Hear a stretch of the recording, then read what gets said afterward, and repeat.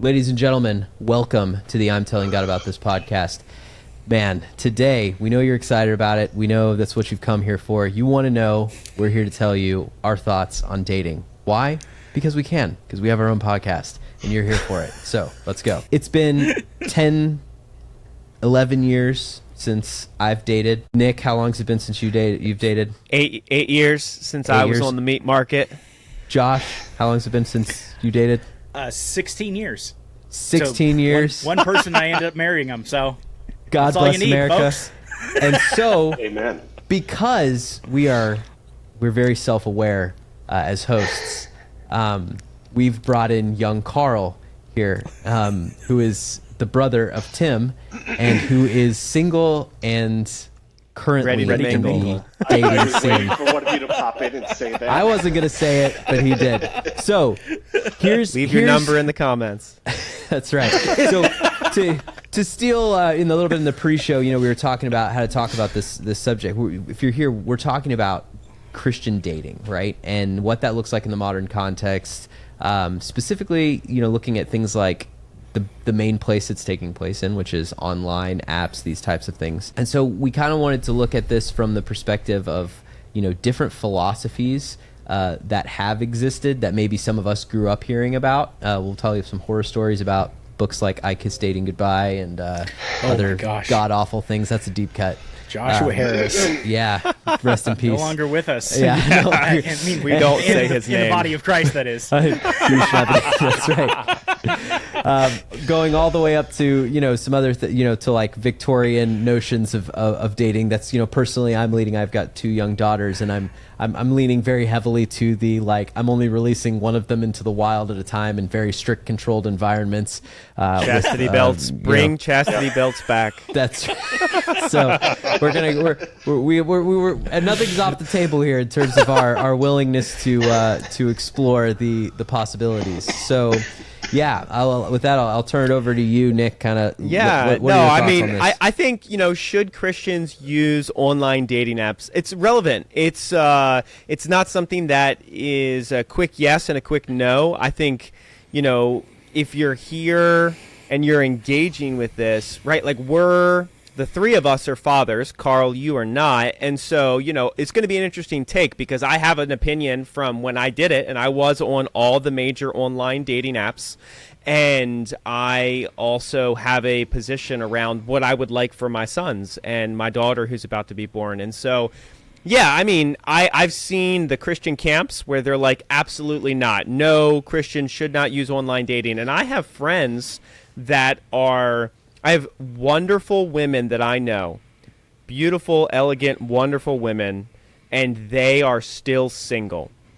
And there's a nuance to this conversation that I'm excited to get into because I think they should be, and I'm not naming any names, I think they should be on some of the online dating apps, but then it's a whole different kind of judicious conversation. And so for me, we'll get into this more, but I think if you can avoid them, you should. If you're a parent, you should raise your children in such a way where they don't need them because you're properly socializing them in a community of like-minded believers who have similar values and upbringings and parenting values. If you're a young person here right now, right, like, where do you go to meet people, right? Like I constantly hear either I go to the bar or I go to a church. Where do I go to, find people to date? So like these are real, and Carl, I'm excited, kind of on that note, we're really going to dissect this, and I'm excited for that. I'm excited for the conversation because there's nuance here. There's importance here. But I think, yeah, it's important to acknowledge there is a meat market out there. I used it that way personally. I'll confess.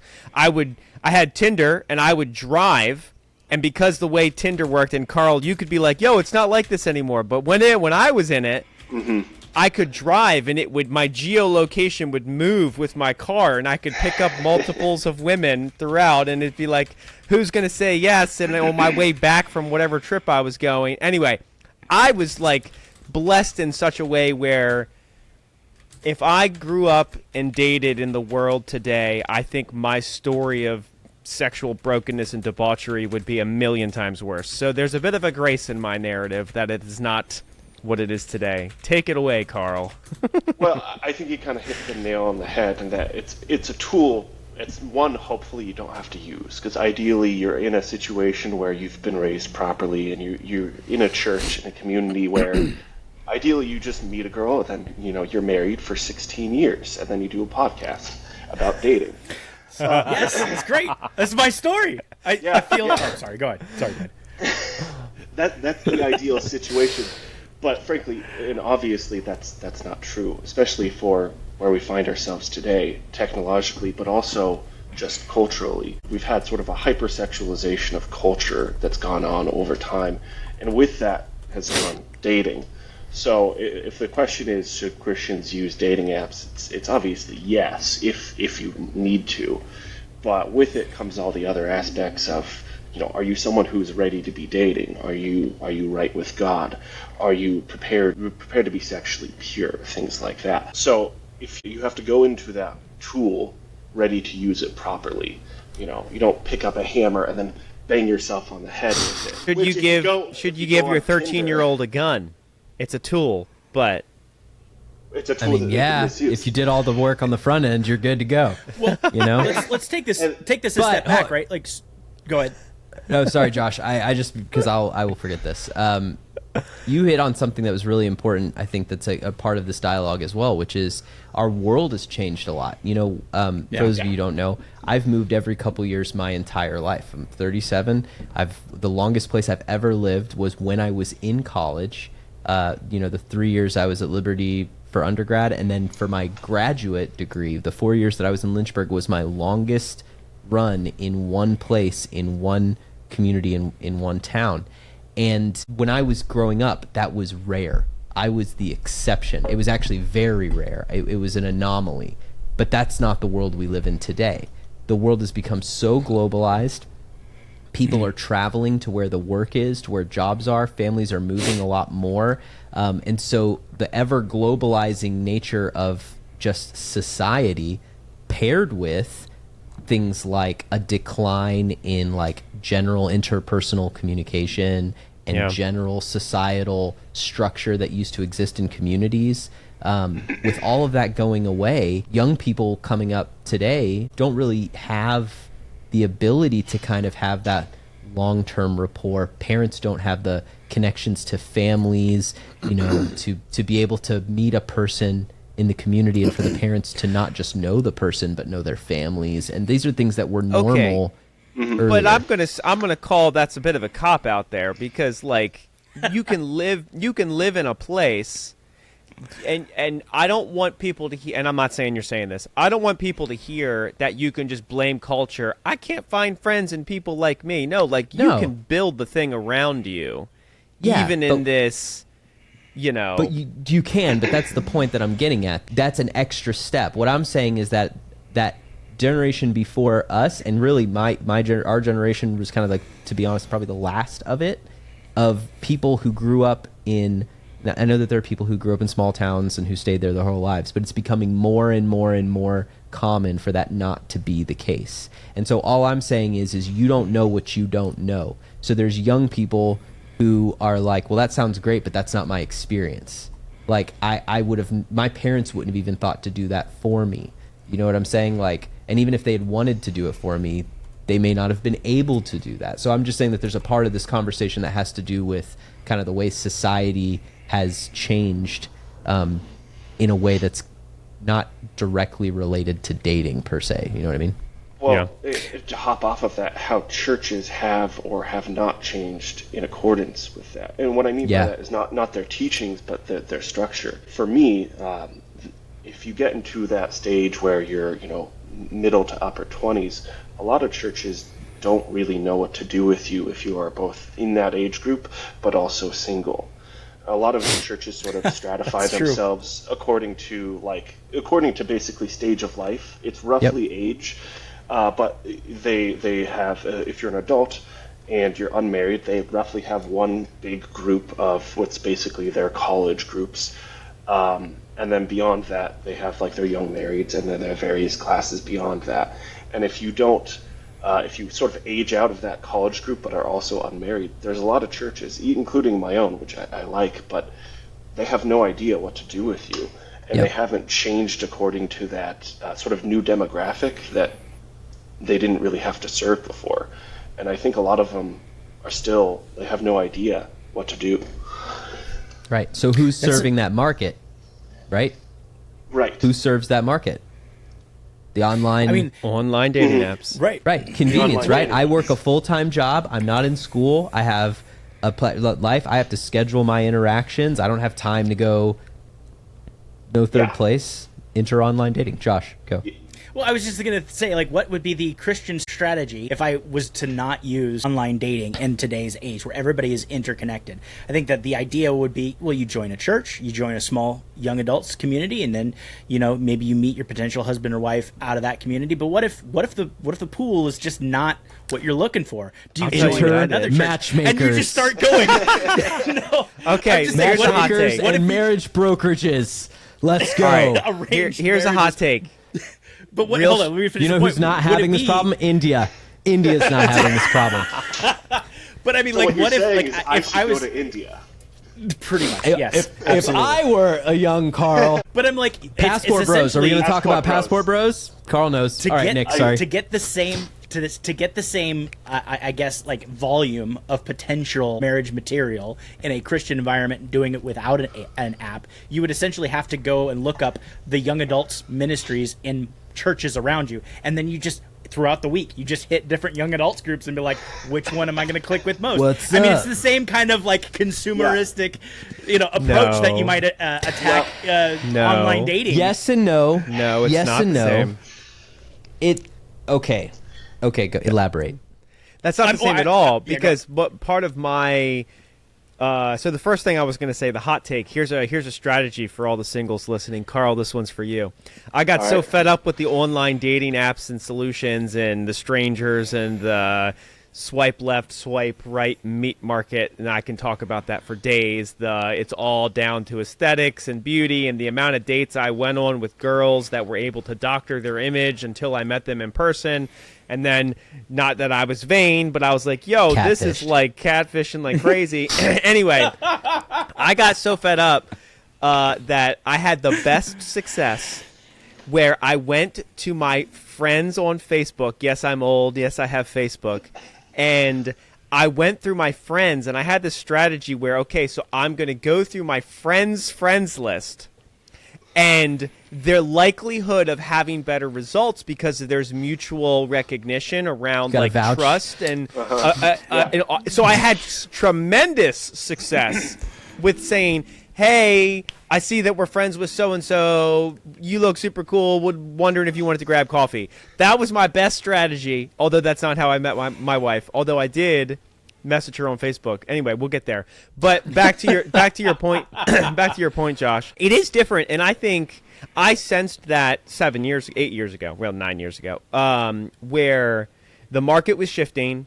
And you're right, it was hard to meet people. And so it was like, what do? You have to be overt. You have to be intentional. You might have to go visit a bunch of other, small group areas. But that's not the same thing as swiping on faces. So there's still a significant difference there. And, like, I was a rock climber. So, like, you also have to have hobbies. Like, if you play video games all day, get out of your house and turn off the screens. But, like, I had so many very attractive women that I was around regularly because of the amount of time I spent in the community I built around rock climbing. And I went to church. And I had other hobbies. And so it's like you really have to initiate a robust environment like that. How many of those women were Christians, and how much did you view this community it's in as Lynchburg, a Virginia, so the answer is a lot of them. A lot. Nick was shooting. What's ironic is I remember I remember when Jerry Sr. would preach at convocation, and he was like, listen, young men, I have literally pulled together for you the most eligible young women from the best families in this great country, and I've put you together for 4 years. He's like, I've done everything but give you the shotgun, so if you can't get it done while you're here, then it's your own fault. Which is ironic because I didn't meet my wife at Liberty, sadly. Not for lack of effort, though. And what's it called? Neither did I. Well, don't think any of us did. Nick, I mean, I know Brittany went to Liberty, but you Yeah, didn't meet there's her an at interesting Liberty. statistic I just looked up. Obviously, you'll have to check it, and it's changing throughout the years, but it looks like 15 of people polled met their spouses in college. So Yeah. Only 15? that's not nothing. No, it's not. But you know what? Here's one of the things about that, though, that's interesting. So despite the fact that, so think about this. When we were going through school, and even when I was dating, I felt like what I was experiencing was a lot of very picky women, right? And it wasn't because, and I'm not saying that because, like, you know, I was an eligible bachelor by any standard. But what's funny to me is what I saw was a change, though, because here's what's interesting. In college, women outnumber men 2-1, generally speaking. Okay, and so, but there's this thing, though, that happens where, and this is where I feel bad for young women, is that in college there's this, even though they outnumber 2-1, they're being hyper selective as well, and so they're passing on a lot of guys. And then what ends up happening is then they leave college, right? And now all of a sudden they're like, it's even worse in terms of their prospects, because now, I mean, it's basically like a renter's market for men effectively at that point. And there's like this shift. And so it's like a lot of guys were getting frustrated with women when they're younger, because they're doing the right things and they're trying to, like, say you came from a family, and this was certainly partially my experience, but definitely the experience of a lot of my friends, and Nick, I'm sure you could probably attest to this, and Carl, maybe you as well, but like what happens to a lot of guys, and if you're a young man in college not listening to this is kind of what I tell you, is just chill and wait. Because here's the reality, is that, like, I was raised right. I treated women the right way. I was chivalrous. I had a biblical worldview. I did all of those things. And this is kind of ironic to think that, like, you know, I almost felt objectified in the sense that, like, I was being measured purely superficially, or however, you know, or in these different ways. And then at a certain point you realize, like, what am I doing? Like there's twice as many of them as there are of me. I'm not going to hang around and, like, pursue a young lady. I'm like, you're not interested? On to the next one. Dude, and I got there too. Mentality, that was the most liberating feeling. It was, because what was so frustrating, and then that's crushing. It's soul crushing. And this is what I would put out to the young men, is like, don't let that happen to you. Like, it's important for you to understand that on the onset, that, like, if it's not happening, just wait. Like, don't push it. Don't let yourself get jaded, because then you will fall victim to the same thing, and it's much more dangerous for you. And the reason I say that is that you can go through a lot more than you would even think, like, in terms of, like, it'll take you very far down a road that you probably don't want to go down. And then it's frustrating, because you have to undo that, and it leads to heartbreak. And I don't want that for my son, and I certainly don't want that for my daughters. But that's that, like, consumerist mindset, how it plays into things. And so, but we get caught up in that, because everything about our lives is tailored to, we can do better. Like, I can upgrade. I can get, like, if I can pull this guy, maybe I can pull that guy. Or if I get this girl, what's that theory? Have you guys heard of this theory of, like, the pretty girl theory? Carl, do you know what I'm talking about? I don't, but I do have I'm gonna see if I can pull it up. You're saying. Yeah, go ahead. Yeah. So you seem to really be touching on the effects of these dating apps as far as, like, the altering of perceptions that they can have on anyone, including Christians. Yep. The effect of just going through and select, swipe right, swipe left on, all of the women or all of the men in your area. And it's kind of interesting, because they've done a few different studies on this, and the behavior of women versus men on dating apps.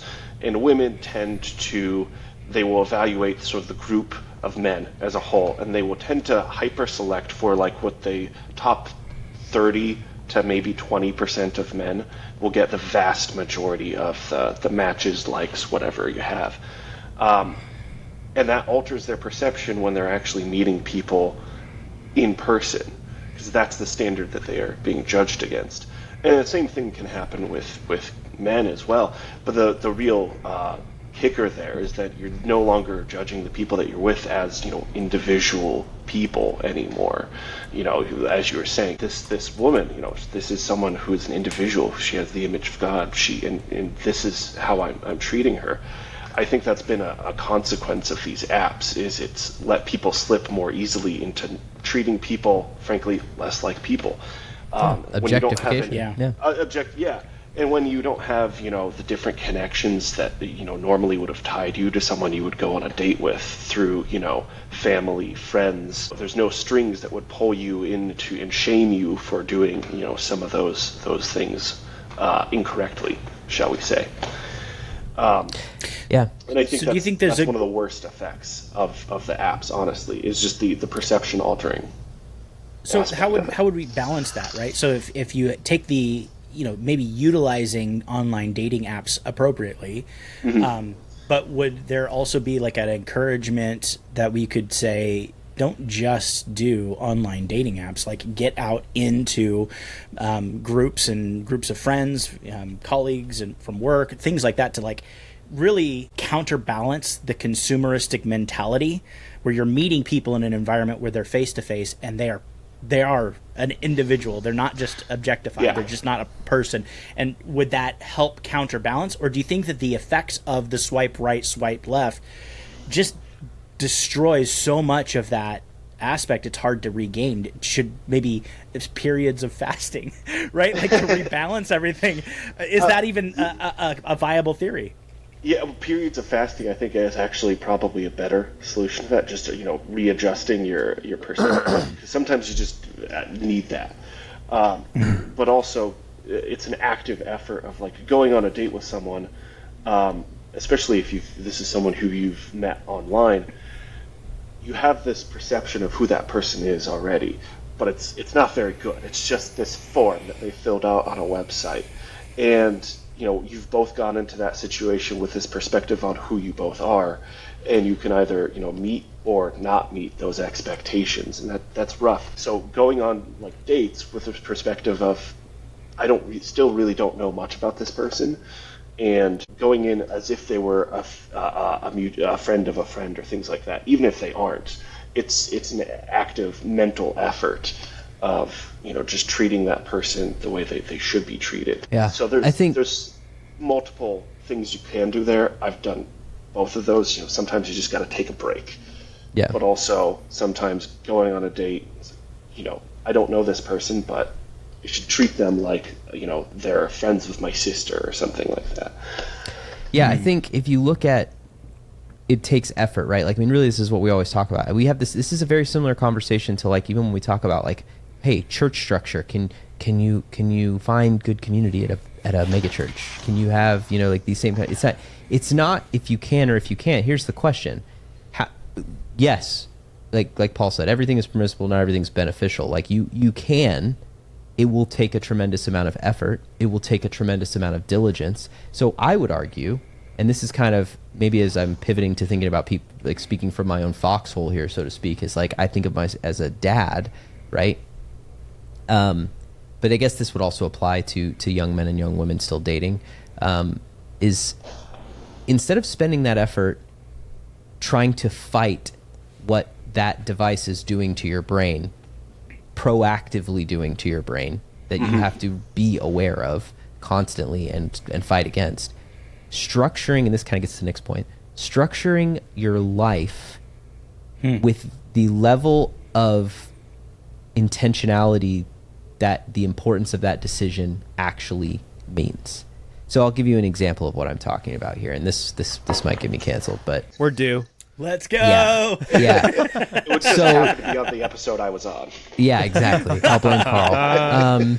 You will never be invited So back. I think like I talk to a lot of young women about this more than I talk to young men, because with men it's more of an issue of like, don't be a knucklehead, look for the right things, and and realize that whatever it is that you're whoever you end up marrying, they're not going to be that person, the person you married for long. They're going to change. My wife is a different woman from when we were dating. She's different from when we got married. She's different after our first kid, second, third. We went into ministry and growing and developing in a beautiful, right? And I'm different too. Right. And so because of that, because this is the point, right? Like ultimately, biblically speaking, the person that you marry, you stay with for no other reason than you choose to. And that's why marriage is such a beautiful, correct. Well, yeah, you choose, you make a choice and you continue to make and you, it's a covenant relationship. But my point is it's the only person that you say you love in your life. And the only thing holding you to that person is the fact that you've chosen to do it. They're not blood relation. They're not your child, which is just another version of you. But here's what I was going to say about the canceling. The thing is this, is that like, if that's true, and with women though, this is the thing that's frustrating, is that what like feminism and modern expectations have put on women is that they need to have these crazy careers. They need to go rack up student loans and debt, that they need to, do all of these things, not just, for their own, to feel good about themselves, but also even some perception that that's even necessary to be eligible as a partner, because we have this whole mentality in our modern society of like, partnership, like what are you bringing to the table as a female in like financial and like career ambition and goals in a way that's not historically been as big of a thing. And so like but when you talk to a lot of young women, you ask them what they want for their life. They want to get married. They want to be moms. And so then you ask the question, okay, so you're 23, like you got a hard clock on the whole having kids thing. Like, what's the game plan? Like, they're putting so much effort into all of these other areas of their life that by their own admission, they're just willing to let go at a certain point, right? In favor of getting married and being a mom, if they had to choose. Like if you ask many, and I'm not speaking for all women, I know that there's people who don't feel this way, but many, especially within the Christian community, if you ask them, that is what they're going to tell you. So then but we don't encourage prioritizing life decisions based on what their actual goals are, what their actual desires are. Instead, Christians are just as guilty of pushing women down this other path, and it results in like it complicates this whole dating process. It's like, how do you do that? How do you structure your kid's life? How do you set the right expectations for your own kids, for the women in your life, and for young men too? This isn't just for them. I'm just using it because it's a more poignant example. But does that make sense? Yeah, and I want to kind of jump on to what you were talking about, like as it pertains to marriage, right? The person that you marry is not going to be the person that you're envisioning being the perfect person, and you are not the perfect man that they are envisioning either, right? And you're going to develop and you're going to change. And so I think that the important thing also to keep in mind is, what is the purpose of marriage? Like, right. What's the point of marriage? Why does God utilize marriage as the primary image of the relationship between Christ and his church? What does Christ do? He lays down his life for the church, right? For the love of the church. And so when we are looking at dating, for instance, and we're looking to go and date to marry, we need to be thinking about what is the intent? It's not, because here's the reality. The person that you're thinking is the ideal candidate for a wife or ideal candidate for a husband, you're not going to get them. They're not going to be that person. There's no perfect person. And if they are perfect, you're going to mess it up by marrying them, right? Like you're going to change as you go through. So the idea of it is to just lay down your life, right? That's the whole point what Christ did for his church. He laid down his life for his church. And so a sacrificial posture is what marriage is for. It grows you closer to God.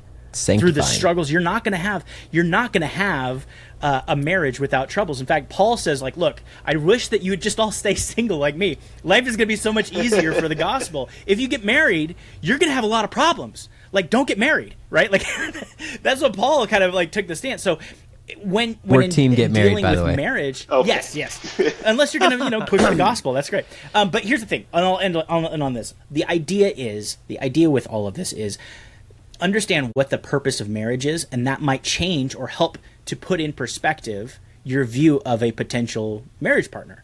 They're not going to be perfect. They're going to change. Josh, you hit the nail on the head, and this is something Carl pointed out too.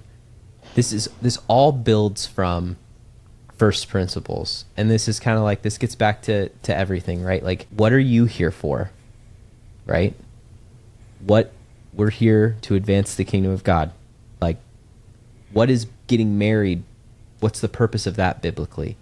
Okay, if that's the goal, then what do I do? If that's someone if it's a covenant relationship between myself and God and this person, then, what things should I care about? What things should I care less about?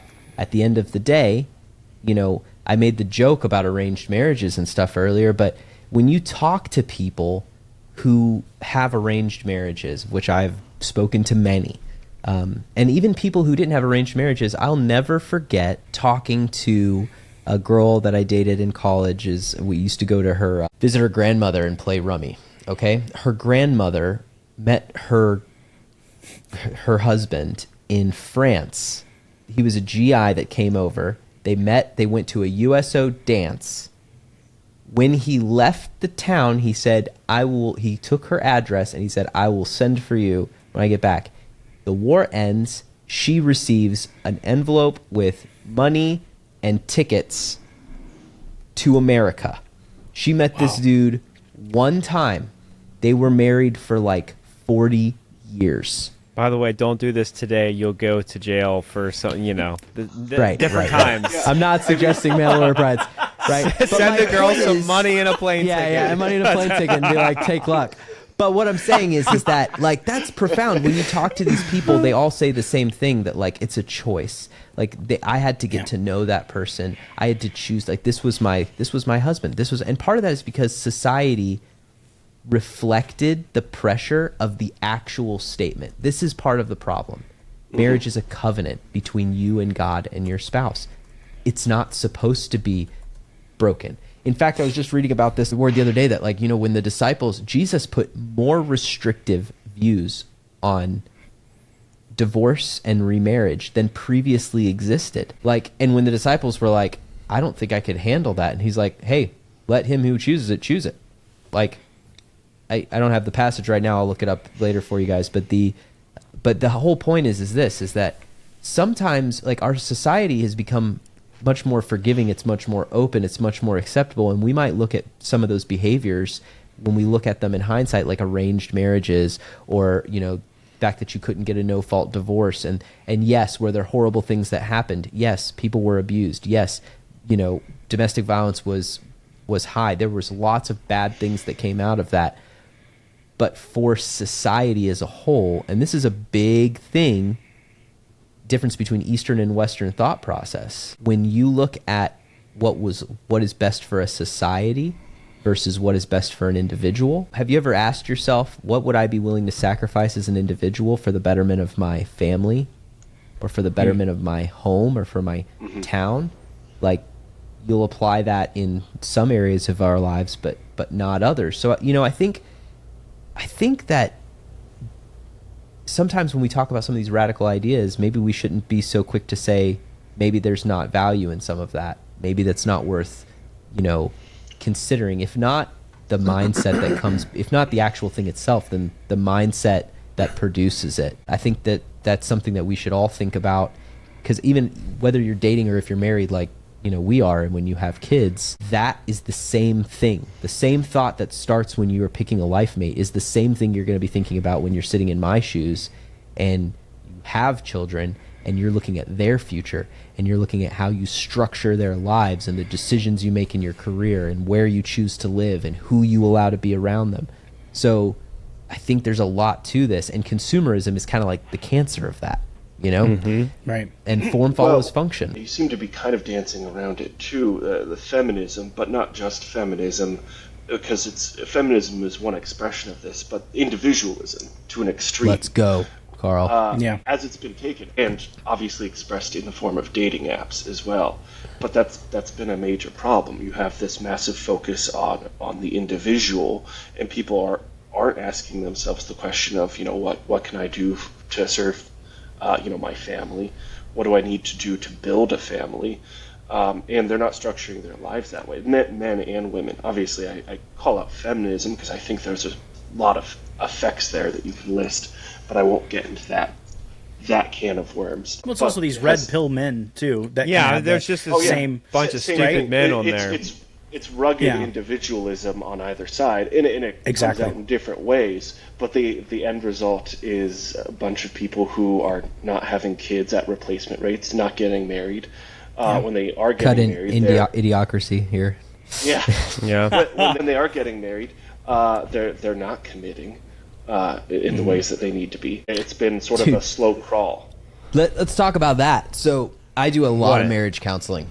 All right, not committing the way that they should. Yeah, let's pivot here real quick. Hold on. So should Christians use online dating apps? Let's just do a quick vote. I'm going to say no unless you have to. I'm not going to say no. I'm going to say no unless you have to as well. Hey, we got two. Yeah, I think I agree with that sentiment. Like, it's not something you should go to immediately. Yeah, it's not. It should be the first choice. Yeah, it's not your first choice. It's a tool if you need it. Because sometimes it's dangerous. You do, and it's dangerous, and you have to recognize that danger. Yeah, I'm not saying. So the official ranking of the I'm Telling God About This podcast, arranged marriages. Yes. Top. No. The old advice. I'm being serious. No, I'm just kidding. I can just see it now. It's like, he's for arranged marriages. Do you know what the Western version of arranged marriages is? We've done this now successfully twice. You have a community, which first you have to do that, and then you intentionally invite your single friends into that community, and then it's literally just a matter of time. Go. Start making bets. And it will happen. Jeez. I have two successful cases. They shall not be named. Yeah. One of them. That's awesome. That's true. Okay, so on the not committing thing, right? Like within relationships themselves, it gets back to the original thing. Like I do a ton of marital and premarital counseling. And one of the things that I constantly look at is even in marriage, I can't tell you how many couples married for years and years, or couples just starting out, and you ask them, you're like, and again, everybody's got their reasons. This is my observation, okay? When it comes to things like money, I will look at how you as a couple manage money, and it will tell me a lot about where you're at as a couple. Absolutely. I see people who pay bill, like who they both work jobs. They manage their own finances independently. They have their own bank accounts. They share bills. They'll pay I pay for the cable, I pay for this. But it's that whole concept of form following function. It's like if you treat your relationship as a single entity and you structure your life around that mentality, it's more likely to be borne out in your behavior, in your practice, because the things that you've set in your life, the way that you've built your life is around that idea. If you build your life as two separate people who happen to be married, then you're not changing anything that's bringing you closer together. You're not creating a new paradigm. And that gets back to kind of what Josh was talking about earlier, where it's like, what is the purpose of marriage? And since this is a Christian podcast, what I'm saying is the biblical model of marriage is to become one flesh. That is the picture. And glorify God and his relationship with the church. Correct. Through that. Where and that is deliberate. It is a covenant. And so I guess that's really kind of my big takeaway from this conversation so far has really just been our whole thing with liberty in this country, individual liberty and individualism. I spent half my life living in Asia, Eastern mentality, where people think collectively, they think about themselves last, and there's a lot of positives to that. There's also a lot of negatives to that. And I also am very much an American in my mentality. And so I see both sides of this, but one of the places that I look at it with marriage and in relationships, the people who are suffering are young people and people trying to start out, because there's no structure. There's no expectation. A young woman doesn't know what to expect from a young man anymore. Mm-hmm. And when you talk to young ladies, the question you're often ask them is, what do you want? What are you looking for? Where are they getting those ideas, I wonder? Right? Same with young men. I'll speak to young men. Like, what young men, where are you getting? We're going to talk about masculinity here one of these episodes next. We'll get ready to dunk on that. Yeah. You know what I'm saying? Like, where do we get that from in our society? Like, how are we imparting that? Like, maybe that's a good question. How are we, in our current context, communicating to men and women how they will find their significant other?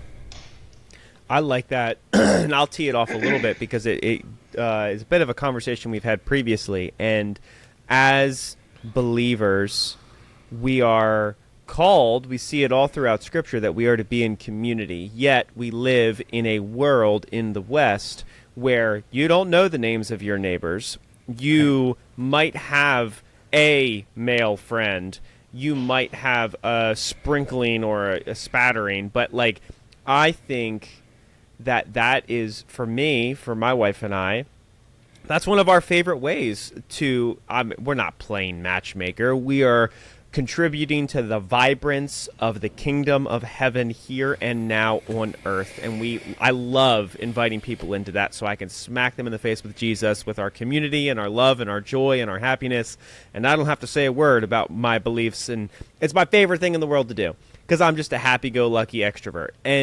But simultaneously, that answers your question from my perspective, where it's like, yeah, like, I want the single people in our orbit. I want to reel them in.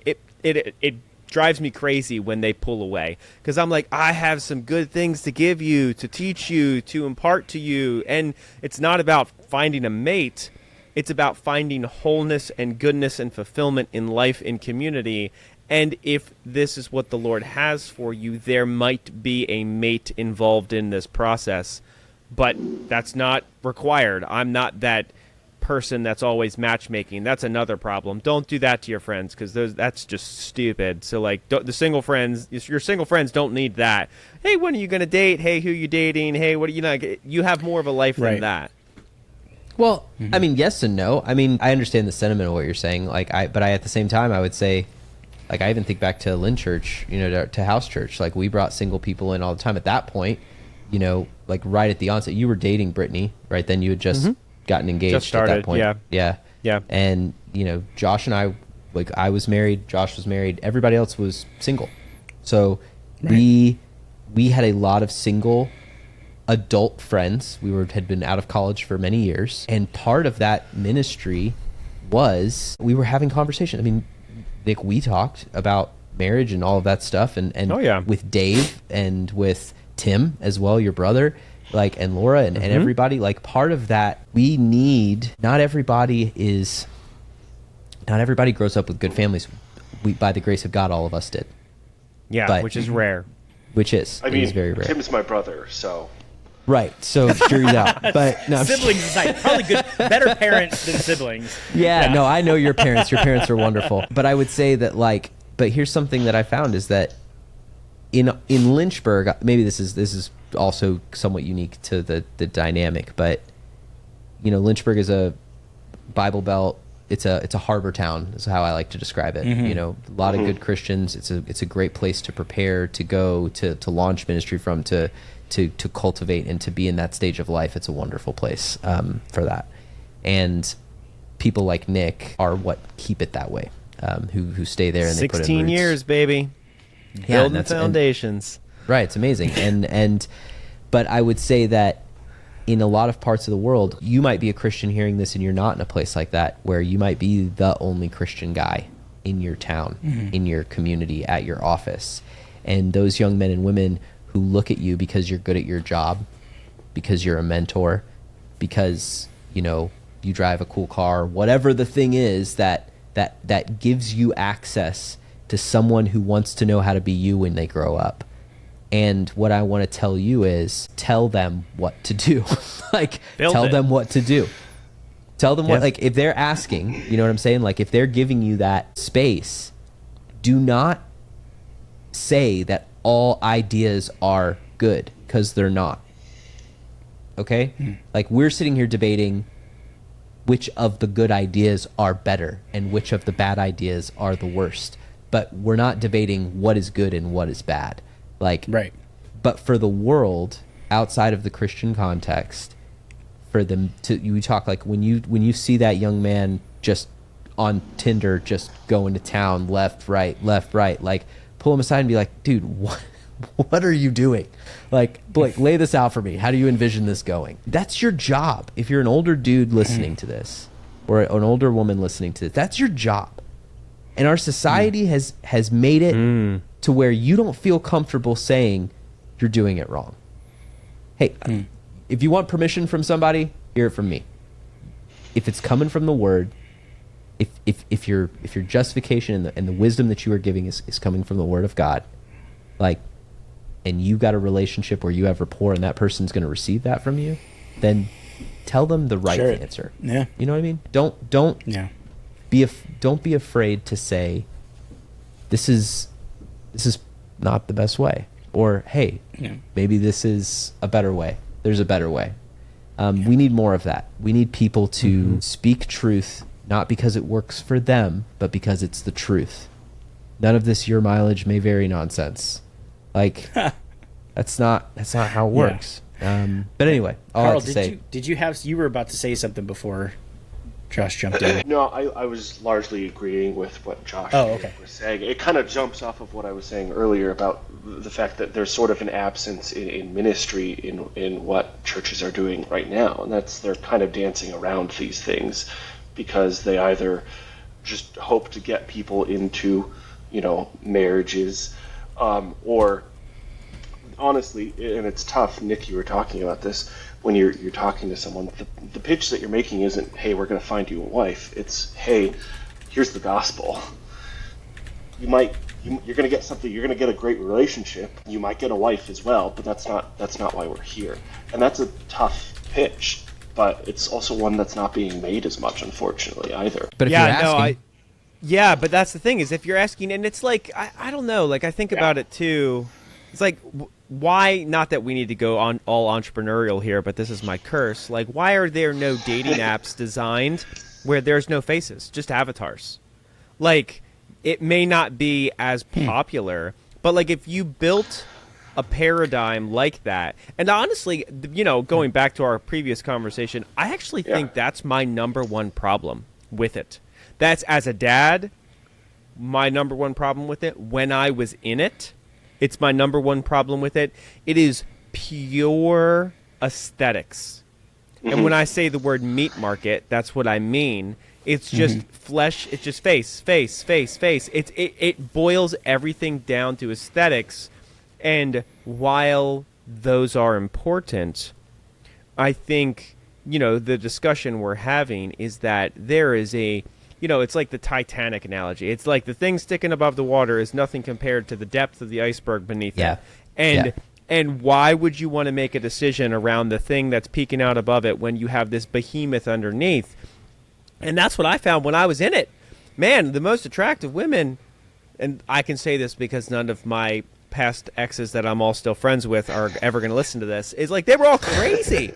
Like, have you ever seen the video? Okay, we're splicing this in. The crazy hot crazy matrix. Yeah, the hot crazy matrix. Oh my gosh. Yeah, that's real. Okay. All right, let me stop for a second. I'm going to dunk on guys. Find out. Stop for a second, and I'm going to dunk on guys, to be fair.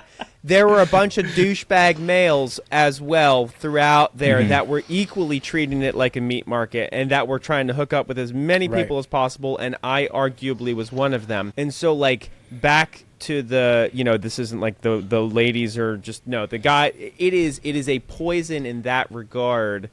And so there is a bit of a simplification that I do with this conversation, and it's like, when you're in community, even when you're having to hop around to other groups and communities and hobbyist areas that you engage with, that's still different than a digital screen and exclusively a face. Yeah, you read the subtitle. Yes, you read what they wrote about themselves. But it's like, and I think, it's the better part of this conversation is that it's like, yes, as a father, I don't want my kids anywhere near a dating app unless something in their sphere of influence happens and they end up as a 26, 27-year-old and they're still single. And then, you know, I might have a different fatherly conversation with my son and say, hey, man, I think it's appropriate. I think we're going to go into this recognizing the dangers, the realities. It's a whole different conversation around when you go on your first date, because it's not like, we've been in the same circle of friends for the last year. Hey, you want to go out and grab coffee? That is so different than, I've never seen you before, but you have a pretty face. Would you like to get coffee? Those are like night and day different. It's the volume of it. Oh, go ahead. Right. And the interesting thing about what you're saying is like this idea of maybe a dating app that doesn't have a picture and doesn't have, you're just meeting people and you're actually maybe texting them, talking to them initially, just getting to know them before you even meet. I don't know. That's an interesting aspect. I look at it. Oh, sorry, go ahead. Yeah, I was going to say. I just don't think you can divorce off the don't get me wrong, you do need to be attracted to someone at some level. Now, obviously, that shouldn't be the focus either, but I don't think there's any technological counterbalances the current state of things. Yeah. Now, personally, Tinder is sort of taken that to an extreme of just face swipe. Now, there fortunately there's been some other options that have come available since then that have the ability to filter by, say, is this person a Christian or not? Things like that. That's still, at the end of the day, you still have a lot of the weaknesses that we've discussed to dating online. It's true in that too. It's just allows you to the volume filter a little bit more. Yeah, it's the volume. That's the real toxicity of it. In no other place in history have I been able to, and this is why I'm so thankful that I got married before Tinder existed. Because what other time in history could I infinitely doom swipe eligible females? Even if you were the most just not like why would I swipe right? I just passed 5 of you in 2 minutes. Like, oh look, another mediocre, brunette who likes hiking and traveling. How is that not gonna? You're never gonna be satisfied with the 10s and so like your threshold, threshold of what elevates the dopamine spike is just like, dude, like we ain't got no time for 7s here. I can do this all day. I'm holding out for hard 9s, and that's. And then someone's gonna just come over and put your hand on your shoulder and just be like, my guy.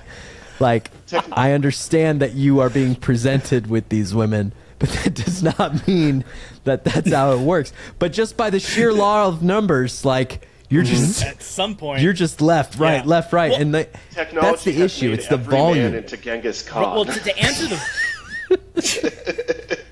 to answer the volume question, right? I look at it, and maybe this is a lame example or illustration, but if I go into a library, right, and I start judging all the books by the cover, it's not going to actually give me a end of the day a good book that I'm going to check out, right?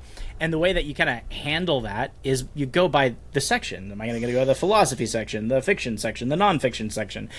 Stay away from the young adult section. But the idea is you categorize it, you kind of lump it in. So this idea of, if I'm going to do a dating app, I think 100% it'd be smart to kind of say, look, I'm only looking for Christian women that are ready to get married.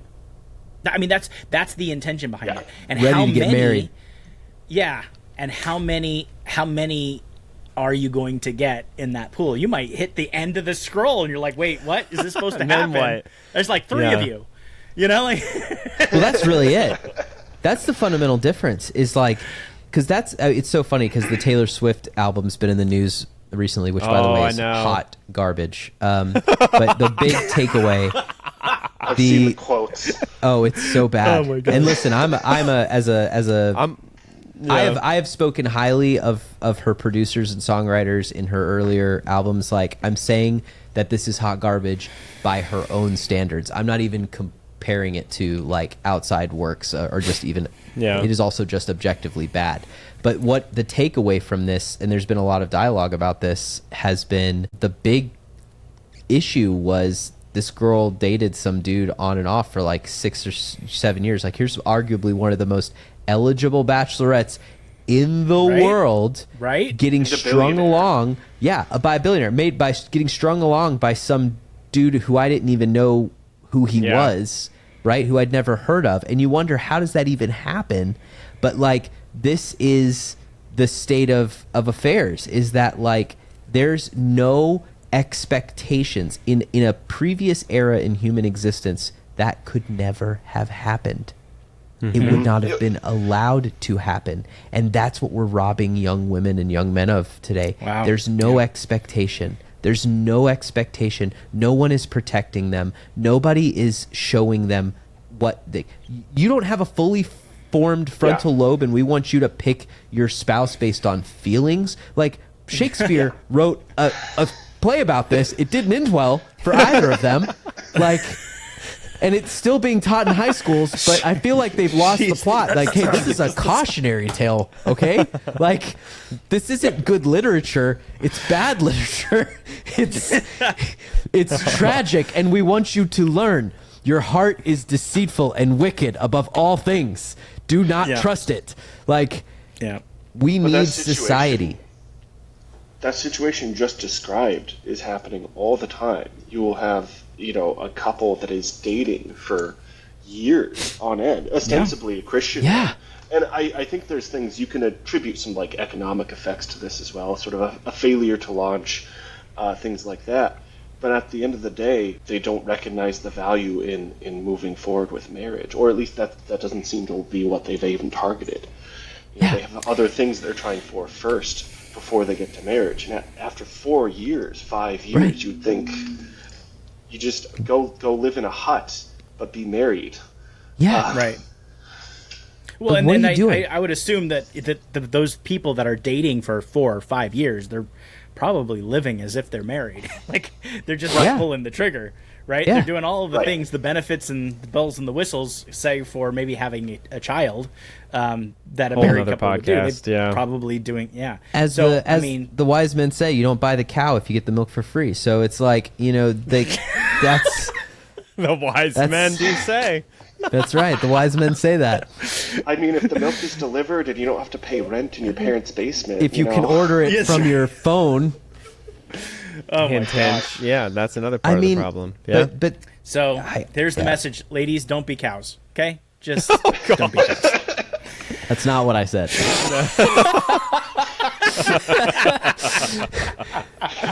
What I'm saying is.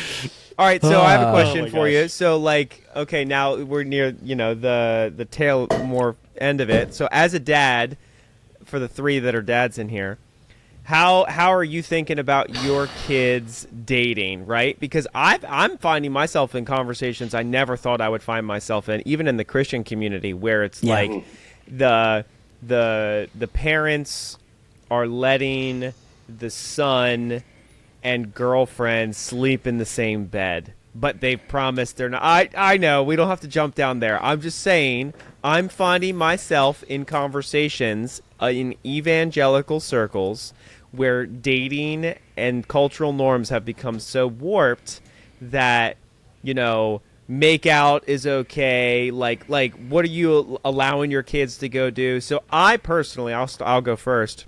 So much there. I know. I am just gonna drop that. Go ahead. Go ahead. No, go ahead. Okay. So for my boys, for my boys and my daughter who's not yet here, it's like one huge priority for me is the community. So we have 23 kids in our small group, and we all joke about we're taking bets on who's going to end up related.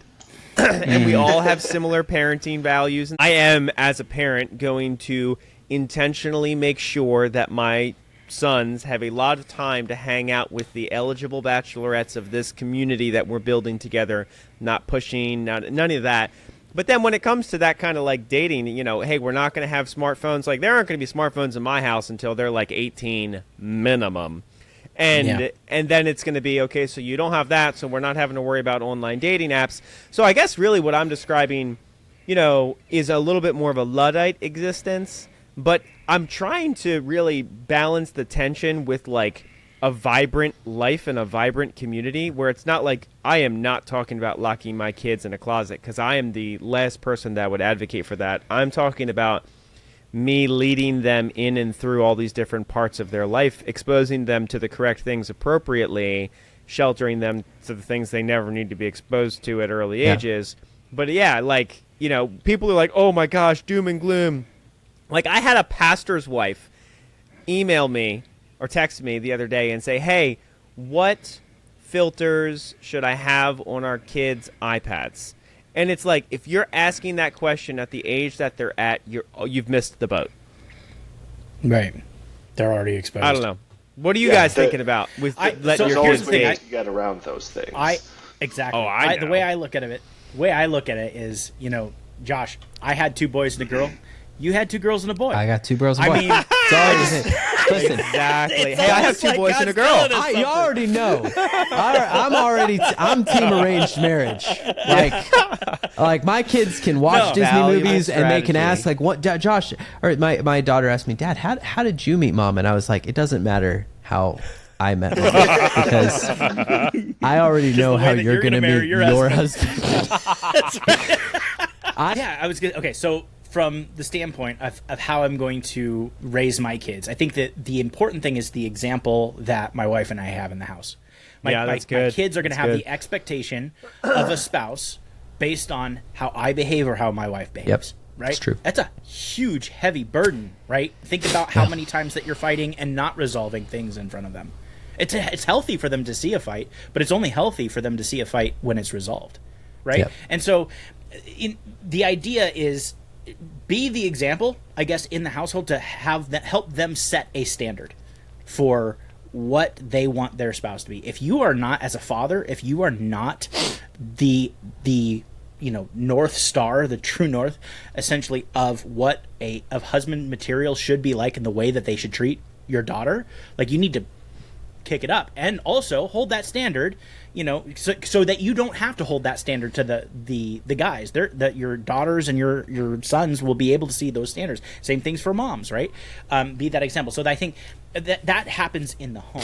As it pertains to dating, I mean, I will say I grew up in the purity culture in church. Like, it was a very difficult time where you're like, you do the promise rings and you're like, I'm going to stay pure. And it's as if like purity was the guaranteed to a happy marriage, and the problem is that, you'd have these young men and women who would be absolutely pure, and then they would get into relationships out into the world where nobody did that. And they're just like, I'm what do I do? Yeah. I feel like Wrecked. I did everything right. And then what happened, right? And so here's the thing. I think it's important for there to be lots of socializing, right? Whether we call it dates or something, within the guardrails. I think it's important for young men to learn how to treat a woman. It's important for young women to know how to treat a man or a young man. And so however that is that people go about that, I'm not opposed to going on dates in high school, or in the sense that, like, this is not a date, this is a socialization. Usually it's a bunch of friends out. That's in could society. be what it was. You can walk around my front yard in circles where I can see you from the front porch. All right? And then I'll give you notes at the end. Dude, I had an interesting story. And my dad gave me a piece of paper when I turned 18, and he's like, here is your magic carpet, but I'm still keeping an eye on you. Basically, like, at this time you are in, like, it was like a line in the sand. Like, now you're allowed to be in the same vicinity one-on-one with another girl, but like that still doesn't give you all these liberties. And it was like this progression. Yeah, no, I think that's good. I mean, we could do we'll do another episode on purity culture, of which we could talk ad nauseum on. But yeah, I think that everything that you said, Nick, is, and Josh, I 100% agree. You have the standard in your own home, right, that you have to hold up. You have to build the expectations, and this is important. We all, and many parents, if you came from a good household, if you lived in a community that was a good God-fearing community, you might take for granted that things that were in place for you growing up are not going to be there for your children. Yeah, which that's so means, true. Guess what? That's your responsibility to ensure that those things are there. So you are the one who has to ensure that, you know, your children are meeting and engaging with people from good families.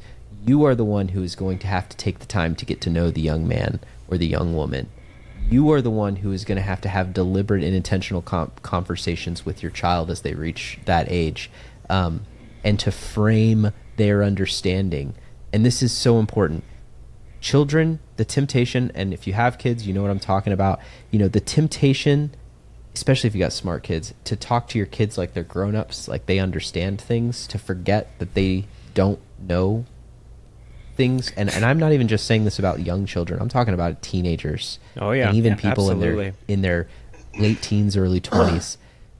It is so easy to forget how much you have accumulated in the way of experience, and to assume that they understand things, and to assume that they have factored in things. And I think that's the biggest thing that I have to tell myself as I think about that. It's a good I word. have to be so careful about assumptions. What I assume my children understand, what I assume they know. And I mean that even in the good things that I might even think that I'm doing well, things that I think that we've intentionally made efforts to model. That doesn't mean that they've received it. And the last thing I'll say with that is this, and it's a hybridization really about the two things with Josh and Nick, is it's one thing for you to do it, but when your kids see other people do it, it lets them know that it's right. That's where people screw up. That's you have so a good. God-fearing family, you grow up living in a good household, but then you go into the world and you ask yourself the question, why does nobody else do things the way that I did? Right. And because you're young and because you're naive, you ask yourself the question, am I the wrong one? Right. Is this worth it? Did I waste my time? Yeah. And now you undermine all that hard work because you did not do the hard thing, which was, because I get it, folks, society's made us more introverted, we're less connected to socially to other people, but like, you have got to let your kids see other families, other marriages. You've got to let your kids see good examples of people that not just people who believe the same thing that you do, but people who your children will look up to who also have that. Someone that they're going to look at and say, that is a person I respect. That is a person who is a quality human being who also believes and values the things that my family values. You know, I think one of the things. Yeah. I would think one of the things Josh. that show, and so the important thing is to have a good community, so that when your children are like, I'm done, I don't want to have any mom, dad, I really don't want to hear what you have to say, I'm frustrated, they go over to, you know, Uncle Joe's house or, you know, whatever that is within your community, right? And they hear the same exact wisdom that they're hearing from their parents, but they're hearing it from somebody else, and it changes them, and they hold on to it and they latch onto it. And so it's like, yeah, it's important not just as parents to build up the home that is a good environment for health and relationships, but also partner with people to help raise your children with you and raise their children with them. You know, their kids are going to come over to you, and you're going to be able to speak that wisdom into their life too, and they'll receive it. So, yeah. Carl, any last thoughts? What would you do? How would you raise your children? We've been speaking about dating and we're not doing it, so, you know, we figured I know. I don't know that I would use the off word are we? partnership with what you just said, but because this is something I've had to think about as an uncle like 8 times over now, is making sure, not that because I'm not a parent, I don't have that kind of authority, but making sure when I need to that I'm reflecting the values and in the commands of the parents. So making sure that the people in your community are going to do that same thing. That's the perspective I would put on that as someone who is neither married or a father. So yet. But this podcast is going to come through for you. Leave your number in the comments. Hey, listen, folks, this is how we're going to close out this episode. Young Carl, single. If you know any single ladies, single, eligible bachelor from a great family. Share this episode Like, with send, them. share. I was Put his contact information in the show notes. Like and subscribe. All right, and we do mean like and subscribe. That's all I got. Nick? Do we want to do the final shout out about this is totally random, but the Chick-fil-A that's going in the place where the strip club's going in? Oh, dude, no, we got to save that for a whole... We gotta save that That's one. a whole another episode. If you're still here, you'll get another episode about that one. That's right. Yeah. All right. And All right, we're... take it easy, guys.